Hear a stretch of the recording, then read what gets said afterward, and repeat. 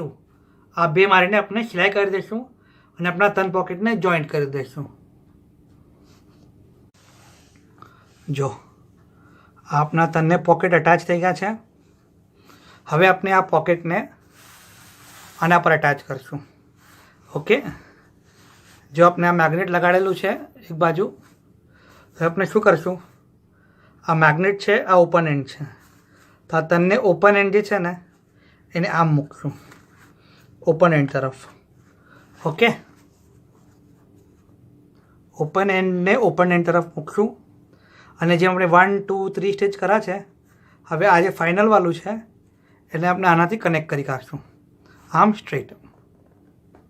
Okay, તો જો આપણે આને આમ સ્ટિચ કરી કાઢીએ, પછી લાસ્ટ વાળું કેમ સ્ટિચ કરશું આપણે આગળ જોઈએ। જો આ આપણે અટેચ કરી કાઢવું છે મેઇન બોડી સાથે। નેક્સ્ટ આ છે, એકદમ લાઇનમાં રાખજો અને આમ થઈ ગયું। હવે સેમ વે જે यहाँ સ્ટિચ મારું છે એ જ મિસલ આને જોઈન્ટ કરી દો આનાથી।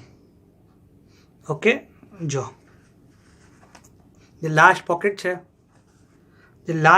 છે, આ લાસ્ટ પોકેટનું એન્ડ છે અને એના પર આ છે જે આપણું બેગનું ફ્લેપ છે, બરાબર લાઇનમાં લેજો। ઓકે, અને यहाँ પૂરું સ્ટિચ મારી દો।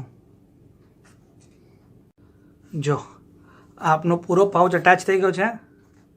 હવે એક લાસ્ટ સ્ટેપ શું કરશું કે આ જે લાસ્ટ પાઉચ છે